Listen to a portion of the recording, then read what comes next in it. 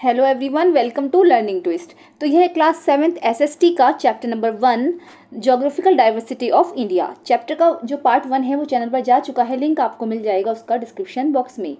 तो चलिए आज हम इसका पार्ट 2 शुरू कर लेते हैं। पार्ट 1 में जो है बताया गया है कि हमारा जो इंडिया है उसके जो फिजिकल फीचर्स हैं, ठीक है, जैसे माउंटेन्स हो गए, प्लेट्यूज हो गए, पेनिनसुला हो गए, है ना, प्लेन्स हो गए, डेजर्ट हो गए, डेजर्ट में थार है, तो इन सब के अलग अलग फीचर्स क्या क्या हैं। तो मैंने उसमें हिमालयन कवर किया है, ठीक है, और भी कुछ जो है कवर किए हैं। चलिए हम जो है हिमालयन का थोड़ा सा जो पार्ट है वो बच गया है, इसको शुरू कर लेते हैं, उसके बाद नेक्स्ट टॉपिक आएगा, ठीक है। तो चलिए इसको शुरू करते हैं। Okay. The traditional house construction method in the western Himalayan region is known as काठ कुनी और धाजी देवरी स्टाइल ऑफ हाउसेस, ठीक है।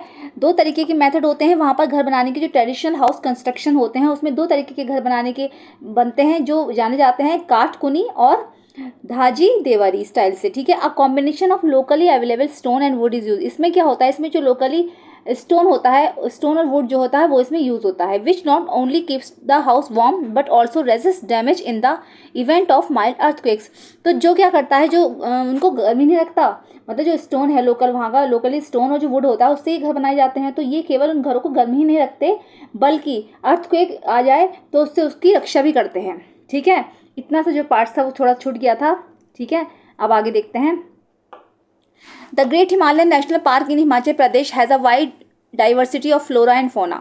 तो ग्रेट हिमालयन नेशनल पार्क कहाँ पर है? यह है हिमाचल प्रदेश में, याद रखना। The great Himalayan national park in Himachal Pradesh has a wide diversity of flora and fauna. तो फ्लोरा और फोना मैं बता चुकी हूँ, प्लांट्स और एनिमल्स, ठीक है, उसकी स्पेसीज को बोलते हैं। The park has been declared, okay. देखो यहाँ पर कितनी सारी जो है ग्रीनरी है, कितने सारे एनिमल्स हैं, तो ये सब वहाँ पर जो है बहुत ज़्यादा हैं, ठीक है। Great Himalayan national park conservation area, ठीक है।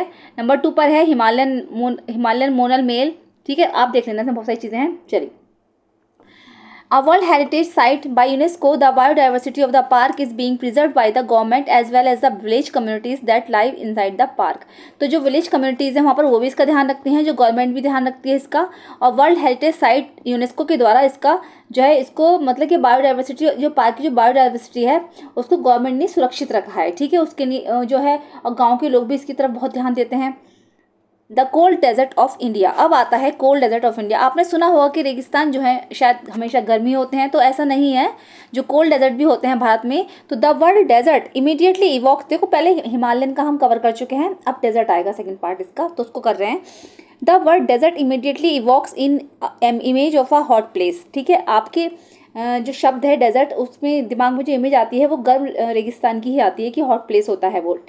However there are also cold desert, लेकिन क्या है कि ठंडे डेजर्ट भी होते हैं। And we have one in India, Ladakh is the cold desert where winter temperatures drop below -30°C। तो लद्दाख जो है ऐसा ही कोल्ड डेजर्ट है जिसमें कि विंटर टेम्परेचर जो होता है वो -30° से नीचे चला जाता है।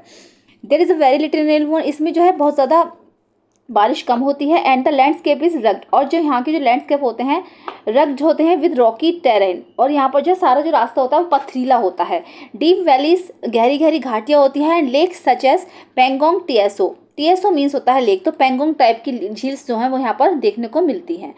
The terrain here resembles that of the moon, hence it is called moonland, ठीक है। जो टेरेन है, जो यहाँ का जो इलाका है, तराई वाला जो इलाका है, वो बिल्कुल ऐसा लगता है जैसे कि चांद को हमने देख लिया हो, क्योंकि पूरे टाइम जो वहाँ पर स्नो पड़ती है, जब स्नोफॉल होता है तो हमें ऐसा लगता है जैसे कि हमने चांद के पास हों, चांद को हम देख रहे हों, तो इसीलिए इसको मूनलैंड भी कहा जाता है। Geologist explain the formation of this terrain as we saw earlier by the fact that the mountains were folded when the Indian landmass collided with Eurasia. जब इंडियन लैंडमास जो है यूरेशिया से टकराया था तो जो ये चांद थे, ये माउंटेन्स जो थे, ये सारे फोल्ड हो गए थे, फोल्ड होकर जो है इस तरीके की आकृति बन गई, तो इसीलिए इसको मूनलैंड कहा जाता है। This folded portion was part of N ocean, और ये जो फोल्डेड पोर्शन था ये एक ओशन का पार्ट था। And so the rocks in this area, इसीलिए इस एरिया में जो रॉक्स हैं,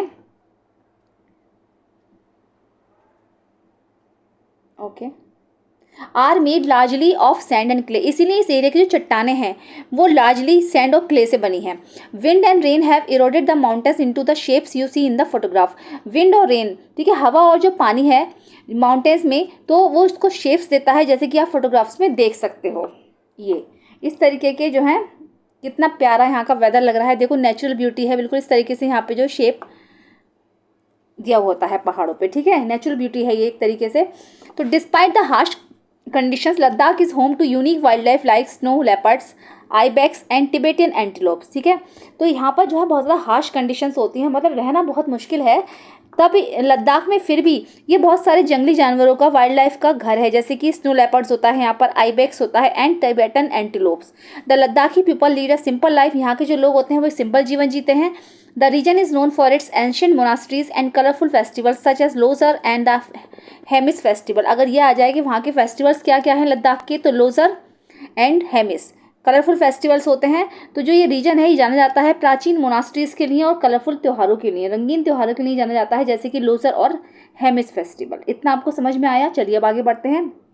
डेजर्ट हो गया आपका, थार डेजर्ट। अब आता है द गैंगेटिक प्लेन्स में, ठीक है। तो as we move southwards from the Himalaya, जैसे जैसे हम साउथवर्ड्स की तरफ बढ़ेंगे, हिमालय से साउथ की तरफ जाएंगे, we reach the vast and fertile Gangetic plains. तो हमें यहाँ पर जो है हम जो है बड़े और फर्टाइल गैंगेटिक प्लेन्स पे पहुंचेंगे। This plains have been an important part of the history and civilisation of India. ये जो प्लेन्स हैं ये इतिहास का एक महत्वपूर्ण पार्ट निभाते हैं और ये भारत की जो है सिविलाइजेशन है, एक भारत की सभ्यता है मतलब। This plains are nourished by mighty rivers originating from the Himalayas. तो ये जो रिवर्स, ये जो प्लेन्स है, ये इसको किससे पोषण मिलता है? जो हिमालय से बड़ी बड़ी नदियां बहकर आ रही हैं उनसे इनको पोषण मिलता है। Providing a vital life line water, क्योंकि ये जो है vital life line water provide कराती है, जैसे कि Ganga, Indus and Brahmaputra river system, ठीक है। मैंने बताया था पहले भी कि नॉर्दर्न प्लेन्स में गंगा, इंडस और ब्रह्मपुत्र रिवर सिस्टम है, along with their extensive network of tribute. और इसके अलावा इनकी जो सहायक नदियां हैं वो भी हैं। Enrich the soil with minerals, ये अपने साथ जो है बहुत ज़्यादा सॉइल, मिट्टी और मिनरल्स बहाकर लाती हैं। Making the region highly fertile and ideal for agriculture, जिससे कि वहाँ का जो ये रीजन है ये हाईली फर्टाइल हो जाता है, बहुत ज़्यादा उपजाऊ होता है और कृषि के लिए आइडियल है एक तरीके से। मतलब खेती यहाँ पर बहुत ज़्यादा अच्छी होती है, क्योंकि जो नदियाँ आती हैं जो अपने साथ मिट्टी बहाकर लाती हैं तो उसमें बहुत सारे खनिज जो है भरपूर मात्रा में होते हैं। तो जब वो जाती हैं तो अपने साथ किनारों पर जो मिट्टी छोड़ जाती हैं तो उसमें जो वहाँ की जो लैंड होती है बहुत ज़्यादा फर्टाइल हो जाती है, जिससे कि कृषि के लिए बहुत ज़्यादा महत्वपूर्ण है। The rivers bring with them minerals that enrich the soil, enabling abundant agriculture। तो कहीं मैं बता चुकी हूँ कि जो नदियाँ होती हैं वो अपने साथ बहुत सारे मिनरल्स बहाकर लाती हैं और वो वहाँ पर छोड़ जाती हैं, तो वहाँ की जो लैंड है वो बहुत ज़्यादा फर्टाइल हो जाती है, इसीलिए कृषि के लिए बहुत ज़्यादा महत्वपूर्ण है। The rivers are also a source for generating electricity. ये जो रिवर्स हैं, ये जो नदियाँ हैं, ये जो है इलेक्ट्रिसिटी का भी बहुत बड़ा सोर्स हैं, क्योंकि इससे बिजली का उत्पादन भी होता है। आपने देखा हो डैम वगैरह में ये नदियाँ बहुत ज़्यादा महत्वपूर्ण है, इससे बिजली भी बनती है। पानी से तो बनती है, पावर हाउस में आपने देखा होगा कि बिजली जो है वो पानी से बनती है। A large proportion of India's population lives in plains में, है ना। भारत की जनसंख्या का बहुत बड़ा पार्ट जो है यहाँ पर रहता है, ठीक है, क्योंकि यहाँ की ज़मीन फर्टाइल है, यहाँ पानी की अच्छी व्यवस्था है, लाइट की भी अच्छी व्यवस्था है, इसीलिए जो है भारत की अधिकांश जनसंख्या यहाँ पर निवास करती है। ओके,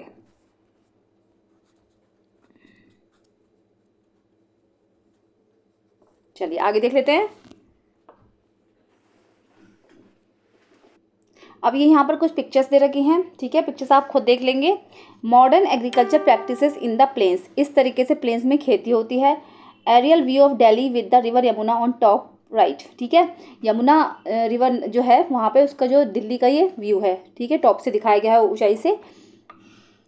मल्टी क्रॉपिंग इन उत्तर प्रदेश में मल्टी क्रॉपिंग दिखाई गई है, कितनी तरीके की जो फसल है यहाँ पर उग रही है। Rural women working in a paddy field in West Bengal में जो रूरल वुमेन्स हैं वो क्या कर रही हैं? पैडी फील्ड में काम कर रही हैं, यानी धान के खेतों में काम कर रही हैं, ठीक है। चलिए, the flat land of the northern plains has allowed for the development of an elaborate transportation network.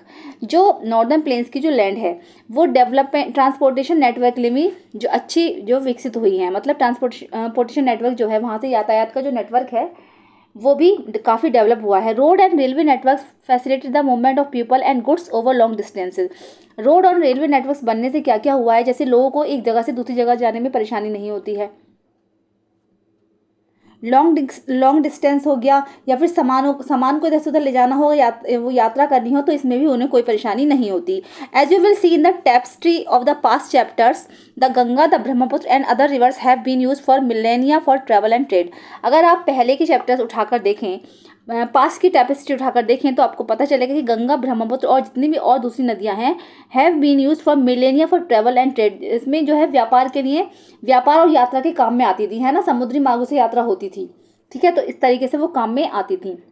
Modes of transport in the Gangetic plains, तो देखो यह है रेलवे का नेटवर्क है और यहाँ पर जो है ये शिप वगैरह हैं, बोट्स वगैरह हैं, तो ये वाटर लाइन है, ठीक है। चलिए अब आगे देखते हैं। Don't miss out, most rivers are named after goddess Ganga, Yamuna, Kaveri. बहुत सारी जो नदियां हैं वो सब जो है उनके जो नाम है वो देवियों के नाम पर है, जैसे कि गंगा, यमुना एंड कावेरी, ठीक है। द नेम ऑफ ब्रह्मपुत्र, लेकिन जो ब्रह्मपुत्र नदी का नाम है वो है ब्रह्मा जी के बेटे के नाम पर, ठीक है। तो this river gets bigger during summer instead of drying up, ये जो इस रिवर में जो है गर्मियों में भी बहुत ज़्यादा पानी रहता है, बल्कि सूखने की जगह इसमें बहुत ज़्यादा पानी होता है। कैन यू गैस वाई, तो आप गैस कर सकते हो ऐसा क्यों होता है। अब आएगा, notice the concentration of lightning in the plains, what could be the reason for this concentration. तो जो ये लाइटिंग है प्लेन्स में, इसका जो कंसंट्रेशन है उसको आप नोटिस कीजिए, बताइए कि कंसंट्रेशन क्यों होता है। Satellite image of the Gangetic plains, देखिएगा ये सैटेलाइट इमेज है गैंगेटिक प्लेन्स की, ऊपर से ली गई है, ठीक है। ये कुछ एनिमल्स हैं यहाँ के। चलिए अब आगे देखते हैं। Okay, the great Indian desert और थार डेजर्ट, ठीक है। अब थार डेजर्ट के बारे में देखेंगे। इफ़ वी मूव, सॉरी जो हमने पीछे पढ़ा था वो लद्दाख के बारे में पढ़ा था, है ना, हाँ, तो अब ये थार डेजर्ट आया है, ये गर्म वाला है, वो जो ठंडा वाला था। चलिए, तो if we move westward on the map, अगर हम मैप में वेस्ट की साइड जाएं तो you will notice a yellowish area, this area is the Thar desert. तो आप एक येलोइश सा एरिया जो है नोटिस करोगे, ये है थार डेजर्ट हमारा, ठीक है। व्हाट डू यू सी, आपने क्या देखा, a vast stretch of golden dunes, rugged terrain and a wide open sky. तो इसमें क्या देखा, गोल्डन ड्यून्स होते हैं यहाँ पर, यानी कि सुनहरी रेत यहाँ पर दिखाई देगी, रज्ड terrain and a wide open sky, बिल्कुल खुला खुला चौड़ा आकाश यहाँ पर दिखाई देगा। ओके, ये देख लीजिए आप इमेज, इस तरीके से वहाँ पर होता है। What is the shape of a sand dune, sand dune का शेप क्या होता है। While mountains are made of rock and their shape is fixed, why do you think sand dunes also have a similar shape. जब mountains जो है made rock के बने होते हैं और उनका शेप जो है बिल्कुल फिक्स होता है, तो फिर Y do you think sand dunes, लेकिन तो फिर ये जो सैंड ड्यून्स होते हैं, जो रेत के जो ड्यून्स होते हैं, वो कैसे सिमिलर शेप के होते हैं, even though they are made of sand, लेकिन फिर भी ये सैंड के बने होते हैं, तो एकदम से कैसे हो जाते हैं ये, इस तरीके से बिल्कुल शेप इनका एक जैसा कैसे होता है। चलिए आगे टॉपिक में देखेंगे हम ये। Sand dunes are formed when the wind shifts and shapes the sand into hill-like formation. Sand dunes जो होते हैं वो जब हवा चलती है तो उसकी वजह से बनते हैं और बिल्कुल शेप्स जो हो जाता है उनका बिल्कुल हिल्स की तरह हो जाता है, इस तरीके से शेप हो जाता है उनका, ठीक है। Sometimes this rise as a high as 150 metres, और कभी कभी तो ये 150 मीटर से ऊंचाई, मतलब हाइट, ऊंची हाइट से भी ऊपर चले जाते हैं। The Thar is a vast arid region, जो थार है वो बहुत ज़्यादा बड़ा और सूखा रीजन है। Most of it lies with in India, spanning the states of Rajasthan, Gujarat, Punjab and Haryana. बहुत सारा जो एरिया है इसका राजस्थान, गुजरात, पंजाब, हरियाणा में पड़ता है। The desert acts as a natural barrier due to the harsh conditions that deter human and animals movement. ये जो डेजर्ट्स है ये बिल्कुल एक नेचुरल बैरियर की तरह काम करता है। जो हार्श कंडीशंस होती है ना, जैसे हिमालय से आने वाली है, सब जो हिमालय भी हमारा नेचुरल बैरियर की तरह ही काम करता है। तो बहुत सारे जो ह्यूमंस और एनिमल्स मूवमेंट होते हैं उनसे ही हमें मदद करता है, including very high day time temperatures and cold night as well as a lack of access to water. इसमें जबकि इसमें यहाँ पर बहुत ज़्यादा डे में बहुत ज़्यादा हाई टेम्परेचर होता है और रातें यहाँ पे बहुत ज़्यादा ठंडी होती हैं, as well as a lack of access to water, और बल्कि पानी की बहुत ज़्यादा यहाँ पर कमी होती है। People living in the Thar have adapted their way of life to the place and what it offers. Food habits, clothing and life styles are suited to these harsh conditions. यहाँ पर जो लोग रहते हैं, ठीक है, उन्होंने यहाँ के जो एडेप्टेशन है उनको अपना लिया है। जो यहाँ के लोग होते हैं, जैसे कि उनका खाना हो गया, क्लोथिंग हो गई उनकी, उनका लाइफ स्टाइल्स हो गया, वो सब यहाँ की हार्श कंडीशंस के हिसाब से सूट करती हैं। मतलब जहाँ पर जो रहता है उसके हिसाब से वो अपने आप को ढाल लेता है ना, तो यहाँ के लोगों ने अपने आप को उस तरीके से ढाल लिया है। चलिए आगे देखेंगे। Water is scarce in the desert. Women often need to travel long distances every day to fetch water for their families. तो यहाँ पर पानी की बहुत ज़्यादा समस्या होती है। यहाँ की जो औरतें होती हैं, जो यहाँ की महिलाएं होती हैं, वो लंबी लंबी दूरी तय करके जो है अपनी फैमिलीज़ के लिए पानी खींच कर लाती हैं, भर कर लाती हैं। So the traditional method for cleaning utensil is to scout them with sand until they are clean. इसीलिए जो ट्रेडिशनल मेथड होता है बर्तनों को साफ करने का, तो वो पानी से ज़्यादा बर्तन नहीं धोती हैं वो, बल्कि अपने बर्तन जो है रेत से साफ कर लेती हैं। जब तक वो पूरी तरीके से क्लीन ना हो जाए उसके बाद थोड़ा सा पानी डालकर उसको वो धो देती हैं। A little water can be use for a light rinse. Okay, the water use for rinsing is use for purposes like watering a plant. और ये जो वाला जो पानी होता है इसको दोबारा से रीयूज करते हैं वो, जैसे पेड़ों में पानी डालना है ना, पौधों को पानी देना है। So the next time you leave the tap running remember the people of the Thar desert. इसीलिए अगर अगली बार आप कभी भी नल खुला छोड़ो तो हमेशा थर्ड डेजर्ट में रहने वाले लोगों के बारे में याद करना कि वहाँ के लोग कैसे अपना जीवन जीते हैं। Rajasthan is also famous for its igneous water conservation method. Rajasthan जो है अपने आप में ही फेमस है यहाँ के इंजीनियस वाटर कंजर्वेशन के लिए, क्योंकि यहाँ पर पानी किस तरीके से स्टोर करके रखा जाता है, इंक्लूडिंग टांका और कुंड्स। कैसे टांका और कुंड्स में यहाँ पर जो है पानी को स्टोर करके रखते हैं। These are special water collection systems that store rain water open for drinking purposes. तो ये जो है हमारे यहाँ राजस्थान के स्पेशल वाटर कलेक्शन सिस्टम है जो कि रेन वाटर को या उस ड्रिंकिंग पर्पज के लिए स्टोर करके रखते हैं। ठीक है, टांका या कुंड्स में यहाँ पर इकट्ठे किए जाते हैं। Okay,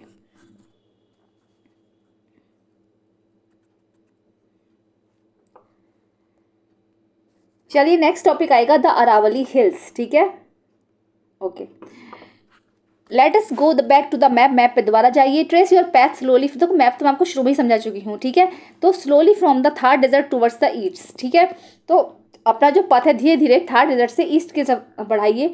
do you see the Aravalli hills? क्या आपको अरावली हिल्स दिखाई दी? तो the Aravallis are among the oldest mountains in the world. Aravalli hills जो हैं वो सबसे प्राचीन माउंटेन्स हैं संसार की, दुनिया के। सम 2.5 बिलियन ईयर्स ओल्ड, लगभग कम से कम 2.5 बिलियन ईयर्स पुराने। The range has many peaks and ridges, although its highest peak Mount Abu towers at over 1700 metre. Most of the its hills are between 300 and 900 metres high. Okay, तो the range has many peaks. यहाँ पर जितनी भी चोटियाँ हैं, बहुत सारी चोटियाँ हैं, उनकी जो हाईएस्ट बहुत ज़्यादा मतलब ऊंची ऊंची चोटियाँ हैं, जैसे कि माउंट आबू, ये कम से कम 1700 मीटर ऊंची है। Most of the its hills are between 300 and 1900 metre. और बहुत सारे जो हिल्स हैं वहाँ पर 300 से लेकर 900 मीटर के बीच की हैं। Is not it fascinating that a drive of about 4.5 hours can take us from Mount Abu in the Aravallis to Jodhpur in the Thar desert. अगर आपको जाना है माउंट आबू अरावली से, तो अरावली से जोधपुर थर्ड डेजर्ट में, तो कम से कम आपको जो है 4.5 घंटे का सफ़र करना होगा। A drive into a completely different geography, जो कि बिल्कुल कम्प्लीटली डिफरेंट ज्योग्राफी है एक तरीके से। ठीक है, mount Abu. Okay, from Mount Abu in the Aravallis, ये तो हो गया। ठीक है ना, हाँ, यहाँ से लिखेंगे। Look at the political map in the text book and identify the states that the range spans. आपको पॉलिटिकल मैप दिखना है टेक्स्ट बुक में और फिर आइडेंटिफाई करना है कि हमने कौन कौन से स्टेट्स को देखा। Did you see Delhi, Rajasthan, Haryana and Gujarat? क्या आपको वहाँ पर दिल्ली, राजस्थान, गुजरात और हरियाणा दिख रहा है? The Aravallis play a vital role in shaping the geography and climate of north western India. Aravalli जो पर्वत हैं ये हमारी जोग्राफी को शेप देने के लिए एक महत्वपूर्ण रोल निभाते हैं। वहाँ की नॉर्थ वेस्टर्न इंडिया की जो क्लाइमेट है उसके लिए महत्वपूर्ण रोल निभाते हैं। One of the most important function is acting as a natural barrier. और सबसे महत्वपूर्ण जो इसका फंक्शन है वो ये है कि नेचुरल बैरियर की तरह काम करते हैं, preventing the Thar desert from expanding further eastwards. क्योंकि थर्ड डेजर्ट से जो ईस्ट की तरफ जाते हैं तो वहाँ से जो गर्मी वगैरह आती है उसको ही रोकते हैं, नेचुरल बैरियर की तरह ही काम करते हैं। You will read more about this later. आप इससे ज़्यादा जो है आगे के चैप्टर्स में पढ़ोगे। ठीक है, या आगे पढ़ोगे। The Aravallis rich in minerals like marble, granite, zinc and copper have supported mining and construction activities for centuries. Aravallis जो हैं, ये जो अरावलीज रेंज है इसमें क्या है, ये भरपूर मात्रा में मिनरल्स पाए जाते हैं, जैसे कि ग्रेनाइट हो गया, जिंक हो गया, कॉपर।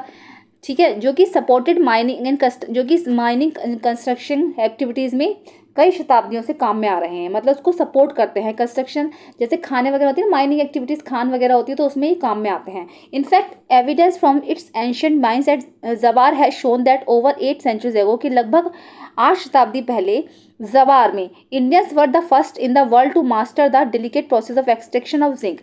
जवार में सबसे पहले जो है जिंक को जो है जिंक का जो एक्सट्रैक्शन हुआ था, सबसे पहले जिंक जो है वहाँ पर निकाला गया था। Historic forts such as Chittorgarh, Kumbhalgarh and Ranthambore are located है। यहाँ पर जो हिस्टोरिक प्लेस हैं, हिस्टोरिक फोर्ट्स हैं, जैसे कि Chittorgarh, Kumbhalgarh and Ranthambore are the located है, ये भी यहीं पर लोकेटेड हैं। आपको ये याद करने हैं छोटे छोटे से। जैसे सबसे पहले कि जिंक कहाँ निकाला गया है ना, जावर में निकाला गया। और कौन कौन से हिस्टोरिक फोर्ट्स हैं, जैसे कि चित्तौड़गढ़ हो गया, कुंभलगढ़ हो गया और रणथंभौर हो गया, ये सब जो है यहीं पर लोकेटेड हैं अरावली रेंज में। ठीक है, चलिए आगे देखते हैं आगे क्या है। हाँ, आगे आएगा द पेनिनसुलर प्लेट्यू, है ना। प्लेट्यू मैंने समझाया था, देखो मैप में ये वाला जो रीजन होता है ना, ये वाला लास्ट नीचे की साइड जो होता है, ये तीन साइड से जो समुद्र से घिरा होता है उसको हम बोलते हैं पेनिनसुला, ठीक है। ये होता है हमारा पेनिनसुला, ओके। इंडिया है सेवरल प्लेट्यूज, इंडिया में ना क्या है, सेवरल प्लेट्यूज हैं। The most important one is the triangular peninsular area in the middle and the south of the country, जो कि बिल्कुल बीच में है हमारे देश के और कंट्री के साउथ में है, ठीक है। ऐसे होता है नॉर्थ इधर होता है इंडिया के, साउथ ईस्ट और वेस्ट इस तरीके से होते हैं, है ना। तो बाकी इधर को जो है पूरा मैप होता है, मैं शॉर्ट में बना दिया था, ठीक है, रफली बना दिया है ऐसे समझाने के लिए। It is also very old land formation, ये जो है बहुत ही पुरानी लैंड फॉर्मेशन है। Since this region is peninsula surrounded by water in all three sides by the Arabian sea, the bay of Bengal and the Indian ocean, ठीक है। तो यहाँ पर क्या है, यहाँ पर अरेबियन सी है आपका, इस साइड में अरेबियन सी है, इधर वेस्ट वो है बे ऑफ बंगाल, ठीक है, और नीचे है इंडियन ओशन। तो तीन साइड से ये पानी से घिरा हुआ है, इसीलिए इसको पेनिनसुला प्लेट्यू कहते हैं, okay. The plateau is bordered by two mountain ranges, ये जो प्लेट्यू है दो माउंटेन रेंजेस से घिरा हुआ है, the Western Ghats and the Eastern Ghats. देखो ये वाले जो होगा ये ईस्टर्न घाट्स हैं हमारे, ये वाले, और ये वाले हैं वेस्टर्न घाट्स। तो दो जो घाट्स हैं उनसे ये घिरा हुआ है। Western Ghats are taller and run along the western coast like a wall, Western Ghats जो हैं वो लंबे हैं और बिल्कुल जो जो उसका वेस्टर्न कोस्ट है वो बिल्कुल एक दीवार की तरह खड़ा रहता है। कोस्ट मीन होता है किनारा, जो वेस्टर्न वाला जो पार्ट है वो किनारा, ठीक है। तो वो जो है बिल्कुल एक वॉल की तरह है, with many beautiful waterfalls flowing down their steep sides during the monsoon season. बहुत सारे इसमें ब्यूटीफुल वाटरफॉल्स हैं, बिल्कुल वो ऐसे बहते हैं मानसून सीजन में, ऐसा लगता है जैसे कि बहुत सारे वाटरफॉल झरने जो है एक साथ बह रहे हों वेस्टर्न घाट्स पे, ठीक है। तो the Western Ghats have been declared a UNESCO world heritage site, Western Ghats को यूनेस्को ने एक वर्ल्ड हेरिटेज साइट घोषित किया है। There are some home to many rivers and have a rich biodiversity, ये जो है बहुत सारी नदियों का घर है यहाँ पर, इधर की वेस्टर्न साइड में बहुत सारी नदियाँ बहती हैं और जो है यहाँ पर जो है ये बहुत बड़ी जो है इसमें रिच बायोडाइवर्सिटी है, यानी कि इसमें बहुत सारे पार्क वार्क हैं, फ्लोरा और फौना की बहुत सारी स्पेसीज हैं। The northern portion of the Western Ghats are also known as the Sahyadri hills, जो नॉर्दर्न पोर्शन है वेस्टर्न घाट्स का उसको सह्याद्री हिल्स के नाम से भी जाना जाता है। The Eastern Ghats are lower and broken into smaller hills along the eastern coast, Eastern Ghats जो है वो छोटे हैं, पतले हैं, मतलब कम उनकी हाइट है, और ब्रोकन इनटू स्मॉलर हिल्स, और छोटी छोटी स्मॉलर हिल्स में वो टूटे हुए हैं, ठीक है। Between these mountain ranges lies the Deccan plateau a vast area of flat highlands, और ये जो है जो माउंटेन रेंजेस हैं इसके बीच में डिकन प्लेट्यू है जो जिसका बहुत बड़ा एरिया है, ठीक है। Rivers like the Godavari Krishna and Kaveri, Godavari Krishna and Kaveri flow across the plateau from west to east, इस प्लेट्यू में वेस्ट से अगर ईस्ट की तरफ जाएंगे तो नदियाँ बहती हैं गोदावरी कृष्णा और कावेरी।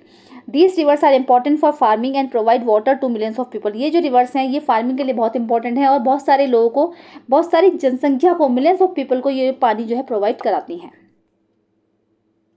चलिए आगे देख लेते हैं। The plateau is rich in minerals, इस प्लेट्यू में जो है बहुत सारे मिनरल्स हैं, फॉरेस्ट है और फर्टाइल लैंड है, और यहाँ की जो ज़मीन है बहुत ज़्यादा फर्टाइल है, making it vital for India's economy, जो कि इंडिया की इकोनॉमी को बहुत बड़ा बनाती है।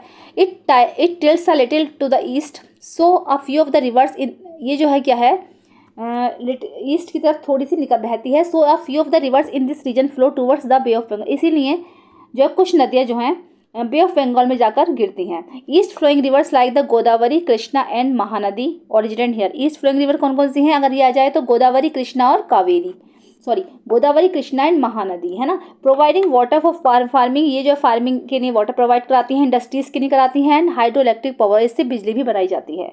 There are the west flowing rivers Narmada और तापी, और वेस्ट फ्लोइंग रिवर कौन कौन सी है, नर्मदा और तापी, विच ड्रेन इनटू द अरेबियन सी, जो कि अरेबियन सी में जाकर गिरती है ना, जैसे इस तरीके से है ना, इस तरीके से। तो यहाँ पर है आपका Bay of Bengal, Bay of Bengal, है ना, और इधर की साइड है अरेबियन सी, ठीक है। तो नर्मदा और तापी जो हैं वो अरेबियन सी में जाकर गिरती हैं, इस साइड हैं वो, और जो गोदावरी कृष्णा एंड महानदी वो इधर बे ऑफ बंगाल में जाकर गिरती हैं, इधर की साइड, ठीक है। Dense forest on the plateau are home to tribal communities, जो घने जंगल हैं इस प्लेट्यू पर वो जो ट्राइबल कम्युनिटीज़ के घर हैं, यहाँ पर जो बहुत सारी ट्राइब्स जो जनजाति रहती हैं, इंक्लूडिंग द सांथल, गोंड, बैगा, कौन कौन सी जनजाति यहाँ पर निवास करती हैं, Santhal, Gond, Baiga, Bhil and Korku. These tribes have distinct language, इनकी जो एक अलग अलग लैंग्वेजेस होती है, ट्रेडिशंस होते हैं, and way of life closely connected to the nature, और इतने इनके अलग त्यौहार होंगे और ऐसे जो ट्रेडिशंस होंगी, वेशभूषा होगी, अलग अलग लैंग्वेज होगी इनकी, और ऐसा लगता है जैसे कि प्रकृति के कितने करीब हैं, ठीक है। चलिए अब आगे देखते हैं। Tribal communities are largely spread over the states of Jharkhand. Tribal communities जो हैं झारखंड में फैली हुई हैं, वेस्ट बंगाल में, उड़ीसा में, आसाम, मध्य प्रदेश, छत्तीसगढ़, महाराष्ट्र, तेलंगाना एंड गुजरात। ठीक है, इस तरीके से।